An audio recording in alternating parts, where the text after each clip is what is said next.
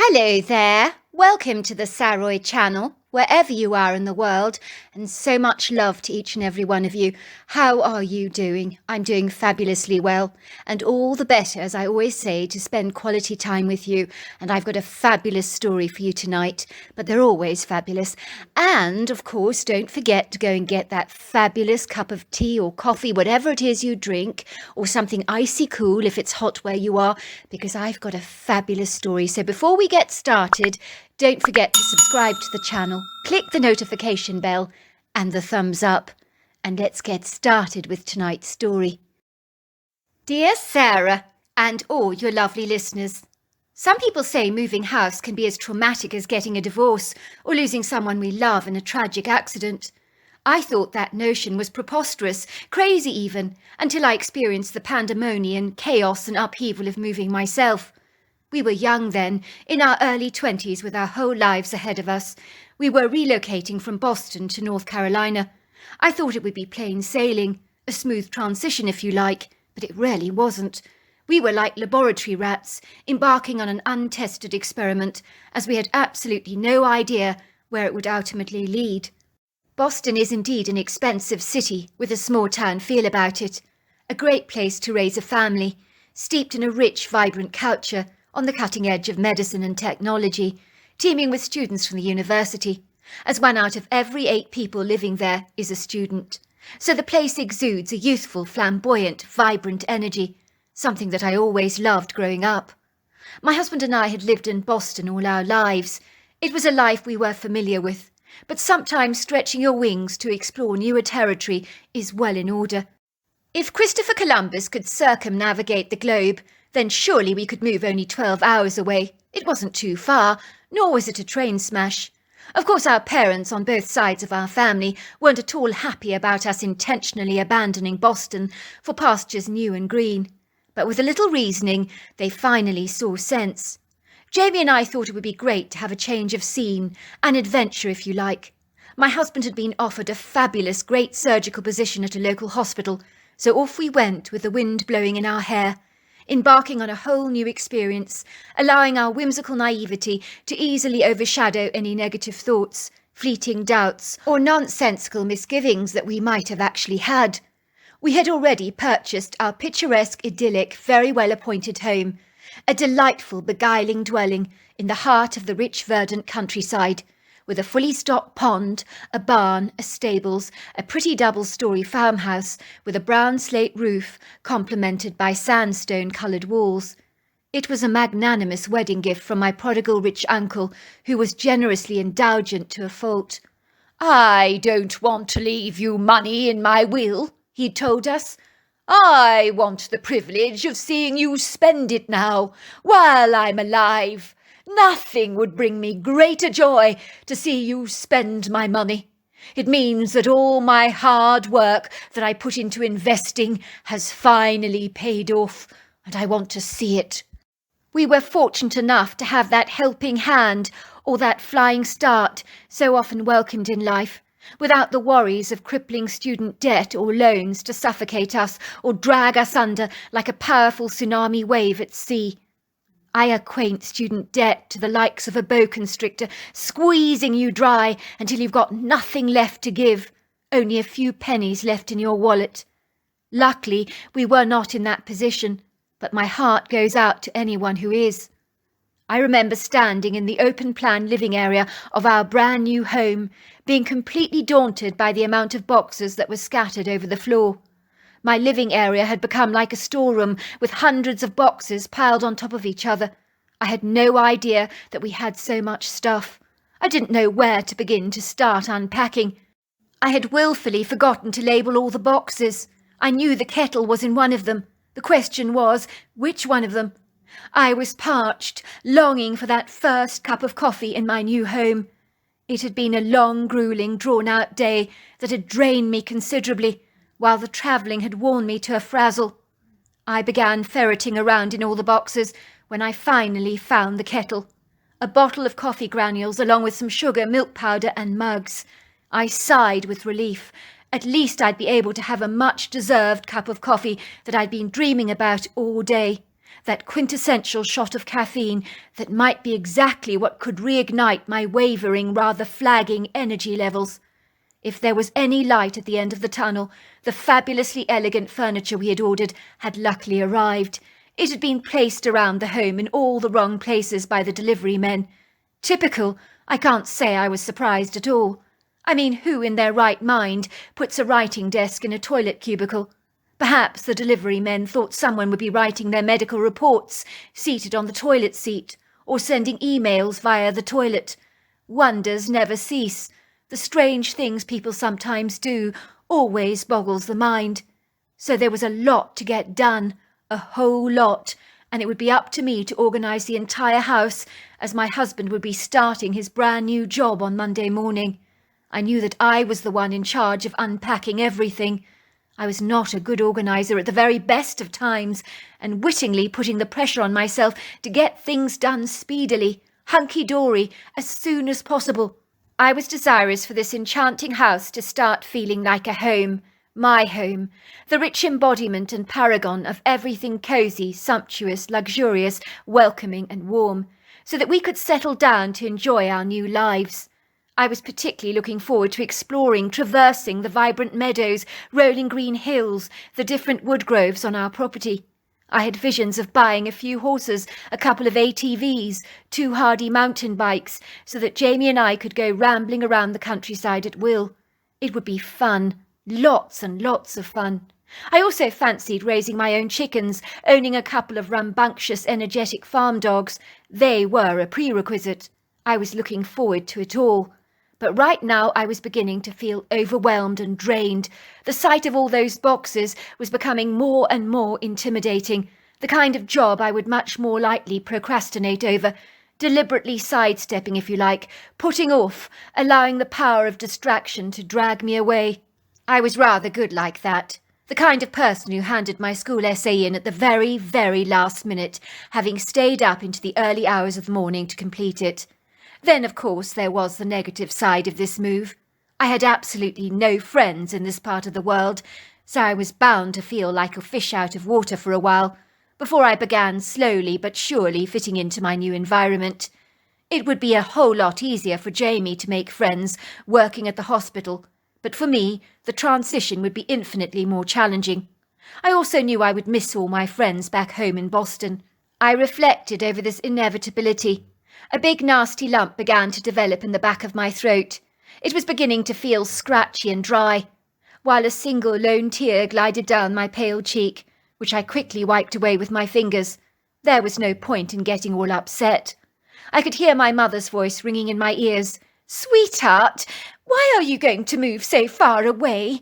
Please stay here in Boston with us." I automatically cast away those pestering thoughts, swatting them away like a nagging mosquito, secretly scolding myself for allowing my angst to get the better of me. Now for that delicious piping hot cup of coffee, I thought, which is exactly what I needed to suppress or subdue the rising level of trepidation or sense of foreboding in my gut that was beginning to resurface like an unrelenting migraine headache, robbing me wantonly of any peace. I put the kettle on the gas hob. I began to make myself a much-needed cup of coffee. I was so grateful Jamie had gone into town to buy some local supplies to ensure we had something to eat for the next few days. I knew a bite to eat would certainly lift my mood. I hadn't eaten a thing all day. No wonder I was feeling so weak and wobbly. I was beginning to pour my coffee into a mug when I heard a raspy male voice say, "I'd love a cup of coffee too, if I may. 2 sugars, no milk, please." I looked up from the bright red kettle on the hob, with a startled, bewildered expression upon my face. There was a man standing in my kitchen. Wasn't it a bit presumptuous to just boldly and audaciously walk through my house, without even bothering to knock on the front door first, I thought, feeling ever so slightly piqued. Is that what the cheeky residents did here in North Carolina, I wondered? Just barge impudently into people's homes, insolently inviting themselves for coffee or afternoon chats at a whim. In Boston, we were polite, civilized, respectful of people's privacy. We tended to meet people for coffee at a local cafe, but popping into someone's house unannounced, without some kind of advance warning, was not readily welcomed. Maybe here things were done differently. It did make me feel a wee bit awkward. What if I was caught by a neighbour in a compromising situation, such as wearing one of my green face packs that made me look exactly like a green tree python? That would be very embarrassing. As if reading my thoughts, the man shrugged his shoulders in a nonchalant way. "The front door. It was open. I did try to knock. I hope I did not startle you by trudging in like this." "Well, you kind of did. I wasn't expecting anyone to pop over like this on the spur of the moment." The man said nothing. I glanced up at him briefly. He didn't look local. He was wearing Levi jeans, a very ornate-looking buckle belt, along with a caramel-coloured cowboy hat. But his handsome, rather rugged face bequeathed an indigenous North American Indian appearance, as he possessed those typical wide almond-shaped eyes, the coarse dark hair, typical high cheekbones, a very pronounced, slightly bent nose. It was that genuine, authentic look that would have Universal Studios hiring him on the spot to play an Indian warrior. He looked the part. I wanted to ask him about his heritage, but I wasn't sure whether that was ethical to do so. You do have to mind your P's and Q's these days, in case people get offended.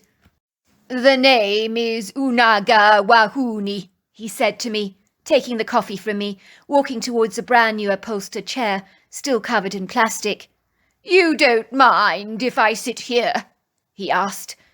"Oh, go ahead," I said. "Sorry, it's still covered in plastic. It only arrived today." "I've sat on worse. My name is Cherokee, for White Owl," he said, "in case you were wondering." "I really like it," I said. "I thought you looked like you were from Cherokee lineage. I was afraid to ask, though. I'd rather call you White Owl, if you don't mind. Your Cherokee name is rather difficult to pronounce. My name is Bree, by the way, in case you were wondering." "Like the cheese?" said the Indian man, raising a quizzical brow. "I don't think in my culture we have gone so far as to name people after a soft cheese." "Like the cheese," I grinned, "but if I may add, it's an excellent cheese, even if I say so myself. Quite delicious, so soft and tender in the middle." "And you are soft and tender in the middle?" "Yes," I said, "I suppose I am." "Well, it's an acquired taste, I suppose," he teased. "You're probably wondering why I'm here," he said, stroking his chin awkwardly. "Well, I was, as a matter of fact. We've only just moved in. We don't know anyone in these parts. We're originally from Boston, you see." White Owl looked rather surprised. "You come from Boston? It's very different in this part of the world. Quite a radical change, if you don't mind my saying, from a university town to a country place like this. Moving to a new location is never easy," he said, looking at me with eyes that exuded a genuine warmth. "It takes adjustment, time, you know." I nodded. "You were saying why you're here?" I inquired curiously. "Ah, yes, about that. I'm here to warn you not to go cutting any of the trees on the east side of the valley. It's clearly marked as the Takama Wood Grove, so you'll know the precise grove of trees that I'm talking about. It's very important you don't forget this." He paused for a moment and continued. "Those trees belong to Takama, the wild man. If you upset him by cutting a tree down, you could end up falling victim to the Takama curse, which quite simply means that you might not wake up to embrace another day. I would hate to see that happen to you, or anyone else for that matter.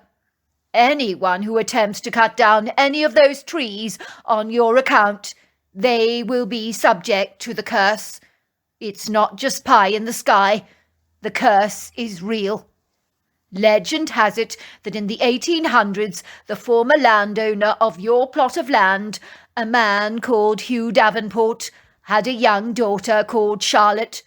She was the apple of his eye, most particularly because he was unable to sire any other children after she was born. One day Charlotte was playing around the creek in the wood grove there, and fell into the creek, nearly drowning as a result. but Takama the wild man saved her life by rescuing her. I gather Hugh Davenport was so thrilled he named that wood grove after Takama the wild man, giving him the wood grove as well. And ever since then, even after his death, Takama still protects his wood grove of trees. I looked at White Owl as if he was speaking gibberish. "Sorry," I exclaimed, "but you're not making any sense, White Owl. You're saying I mustn't cut down any of those trees in the Takama wood grove because they belong to some random wild man. I don't mean to be rude, but that's crazy. We've just bought this property, I'll have you know. If we want to cut down some trees, it's our choice to make, not this Takama character you're talking about. If you don't mind me saying, he's got some brass iron cheek telling us what we can and can't do on our property. If that's not bad enough, then trying to threaten us with a curse, well, that's ridiculous. I don't buy into any of this nonsense." White Owl did not seem ruffled nor offended by my indignant outburst. On the contrary, he looked like he'd anticipated my affronted, disgruntled reaction. I think he was all too well acquainted with the fact that non-Indigenous people like myself, to the Americas, rarely have no intrinsic understanding or comprehension of the world of spirits, ancient legends, curses or ghosts. We really are lacking in that area. He looked at me. His dark eyes seemed to register pity for my inability to understand what he was saying. "This land may be yours physically, Bree, but it's not yours spiritually. I need you to understand that. The east side of your land belonged to Takama, who was once a great wild man in these parts, with an illustrious, formidable reputation, even among his own kind, who still revere him from beyond the grave. Even though he is long since dead, he is still the keeper of that forest of yours. Over the years, very strange things have happened on this property, when people have tried to cut down trees in the Takama wood grove, but they usually always end up dying. The former owner asked me to come and warn you about this, for the curse is real." "What do you mean?" I asked. "Well, when the owner first moved here, I warned her about the curse. Of course, like you, she was very cynical, didn't believe a word of it. She felt that the mature trees in the Takama wood grove needed thinning out, so she organised for a tree feller, along with his teammate, to start cutting down some of the trees. All of a sudden, before they even began to start, she saw the two tree fellers running away from the woods with distraught, hysterical faces, white with terror. They were completely unhinged, panicky, shaking so much they could barely get into their truck fast enough. They hightailed it out of her property as swiftly as they could. She was to learn later that both men claimed that while they began felling a tree, a smoky vapour rose from the ground. It whirled, twisted around itself until it became very solid. And that was when they saw the monstrous man of about 9 foot tall, covered in long, flowing dark hair, glaring at them with angry, bright red eyes. They described him as the most terrifying man that they'd ever seen. He began to unleash the most horrifying disembodied growl and proceeded to chase them out of the woods. The following day, both of those tree fellers were found lying deceased in their own beds, with the coroner unable to ascertain why they were dead, for the autopsy results yield no enlightening information, so both deaths were registered as unexplained." "And this story is true? Is there a curse in the woodgrove? Why did the owner not warn us about it before we purchased this place?" "Because sometimes the secret goes with the land, from owner to owner. That's the way it goes," said White Owl, looking at me gravely. "Nice coffee, by the way. When you buy the property, you receive the secret, not the other way around."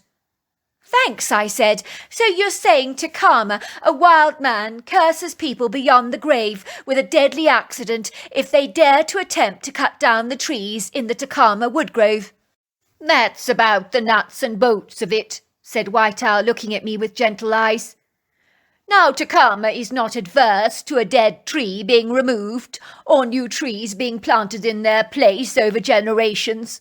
But what you need to know is that any new tree planted in the Takama Grove is considered his. It's not yours. What if we need to cut down a tree there? Supposing a tree requires removal, but it's not dead. What then? Ah, now that is a very good question, and one I'm happy to answer. You just have to ask Takama very, very nicely, like you do with anything in life. If you want something, you just ask. But it's not asking that is what is offensive to Takama. Well, how do we do that if he's dead? I asked, looking rather perturbed. You need to build a fire pit in the Takama woodgrove. Then in your mind, you ask him if it's all right to cut the tree. If the answer is yes, then within 24 hours you will somehow receive an eagle's feather. Then you will know it is safe to remove that tree. This wild man, Takama, that you're talking about, it isn't a Bigfoot or a Sasquatch you're talking about, is it? I've watched all kinds of television programs about those things before. Is this wild man the same thing, or is he something completely different? The very same, said the Indian. I prefer to call them wild men, not Sasquatch or Bigfoot, for these things are not animals. No, in no way, shape or form. They are wild people of the woods, covered in hair, but they're misunderstood, misrepresented by your people, which causes contentious issues to arise. These wild men, like you, just want to exist in peace, but when they are provoked, they can become quite belligerent. Once White Owl had left my home, I started to regret that I hadn't asked him more questions. When Jamie returned from town with a few supplies, I proceeded to tell him about our curious visitor. I was amazed that Jamie didn't hesitate to believe in the Indian story about Takama. It seemed nonsensical to me, but Jamie was much more open-minded about things like this than I was. All I know, said Jamie, is these indigenous Indians are much more in touch with the land, the natural world, and the veil between this world and the next than we are. It's wise to listen to their advice in my experience, for they do appear to understand what it is they're talking about. If Takama doesn't want us cutting down trees in the Takama woodgrove, then we most certainly will not. That's all there is to it.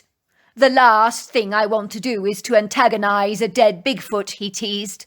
A real live one would be problematic enough, but a dead one, that's a whole nother ball game, one that I'm not willing to tackle under any circumstances. Before long, my husband and I settled happily into our snug, comfy home, but moving to a new part of the world was a huge adjustment for us, a great upheaval that I'd never envisaged or even contemplated, but it had been worthwhile, for I didn't regret our impulsive, spontaneous decision to move. I loved North Carolina, the warmth of her convivial people, the charming small town, the stunning scenic vistas, fabulous panoramic views, and exquisite undulating countryside. What was there not to like? In no time at all we had formed real, solid and genuine friendships with people, purchased 3 American quarterback horses, 2 golden retriever dogs, and chickens, lots and lots of them. Life was exceedingly good for us. One day, upon the advice of a tree expert, he informed us that many of the red maple trees in the Takama woodgrove needed pruning and removal of some of those branches in order to eliminate structural issues with the trees. This was when we remembered the Takama curse. Did removing branches and pruning the red maple trees on our land subject us to this legendary curse? We were not at all sure, and so it was we ventured into the depths of the Takama woodgrove, like 2 intrepid explorers embarking upon a serious mission. I must concede that it was the most spectacular gathering of trees, for in their longevity and maturity they had grown into awe-inspiring, towering specimens. They looked like wizened monks, with full heads of glittering leaves that always transformed themselves into a rich, bedazzling red colour during the autumn. They were gathered together in clusters. It felt as if they were watching us. I remember thinking that it was different to the other wooded trees on our land. It felt as if I was in the presence of infinite wisdom. The last time I'd felt a feeling like this was when I visited the Giza Pyramid Light Show on holiday with my parents. several years back in Egypt. I remember the experience had left me with chills running down my spine. I had turned around to my father and exclaimed, "There is a God!" For in that mystical place I had seriously felt him. There was something outer-worldly, spiritual, enchanting, mysterious about this wood grove. I was surprised to learn that Jamie was feeling it too, so I wasn't going completely mad. We walked through the whistling trees while a cool breeze blew against our faces. The trees were almost dancing as their little boughs bobbed up and down so gracefully in the wind. We ambled towards the large creek framed by a very bedazzling wooden bridge. I recalled the story of the 1800s girl who had so nearly lost her life here. It seemed almost surreal that I was staring in this very place where she nearly ended up, spending her life in a watery grave. All of a sudden, I could hear this thunderous sound. It sounded exactly like something hefty with powerful footfall blasting through the woods like a rhino or an elephant, making a beeline towards us. I held my husband's hands, squeezing them tightly, my own becoming wet and clammy. My heart pounding violently in my ears, and I was beginning to feel seriously nauseous. I could taste the bitter bile rising up at the back of my throat. I think we should go, I whispered to my husband. Something doesn't feel right. Shh, said my husband. We need to wait. The ponderous, looming vibration of leaden feet moving towards us sounded as if the earth was groaning, quivering, quaking under the weight of something hulking, prodigious, pronounced in size. I couldn't keep my eyes shut anymore. I could feel a powerful, almost high-powered presence getting close to me. I could discern a sweaty smell. It wasn't rank. It wasn't pleasant either. I swiftly opened both of my eyes. Then I saw him. Nothing prepared me for what I was seeing. I let out a panic-stricken scream. Ah! When I saw a creature standing only yards away from me. After I screamed, my husband opened both of his eyes. His olive skin grew deathly white, his brown eyes as round as saucers. His body began to uncontrollably tremble, quake, and shake. He tried to scream, but his throat felt dry, scratchy, parched, and words eluded him. He stumbled to his feet, running backwards, his eyes glued to the creature all the while. It was a Bigfoot. A creature of monstrous proportions, so intimidating that my knees buckled beneath me as I rose to my feet from my seated position. I was so terrified I could not scream, nor could I run. I was afraid to look at the creature's eyes, as they warn you of such things, as challenging a predator is never advised. I couldn't help myself. My eyes were transfixed, mesmerized by this creature, as if I was cast under a powerful deductive spell. My eyes seemed locked in a trance. They travelled up from the creature's feet to his eyes. This thing was easily 8 foot tall, 700 pounds, 3 foot wide, with overlong arms, powerful shoulders, a pyramid-shaped head. It was significantly much more human than ape-like, but the long flowing dark hair that covered his body could potentially make a person class him as an animal. But not so. Without a doubt, he was a wild man. It was when my eyes met his that I realised he meant me no harm. On the contrary, he seemed somewhat bereft that we had reacted so adversely towards him. My fear waned, subsided, fluttered away, disappearing like a hot air balloon in the blue sky. That was when the creature glided towards me, handing me a single eagle's feather. He then looked at me with twinkling, bright, deep-set, dark eyes filled with humour, and glided away into the depths of the forest. Jamie ran towards me. We both hugged. I thought the creature was going to harm us, but he was here to give us the eagle's feather. Oh my God, the legend is true. Even though it was a physical Bigfoot that gave us the feather, it gave us the feather on behalf of Tacoma. I can't believe it. The legend, it's true. Of course, it goes without saying that we succeeded to prune all the trees in the Tacoma woodgrove without any problems whatsoever. I will always ask Tacoma permission when it comes to dealing with trees in that woodgrove. I certainly know better now than to question the unexplained, when things cannot be fathomed. It is better to concede that there are more things on heaven and earth that cannot be explicated or expounded, but in my opinion it makes the world a much more mysterious place, and I like it that way. So there you are. That's my story. Wow, what a fabulous story. Until next time, goodbye and good night.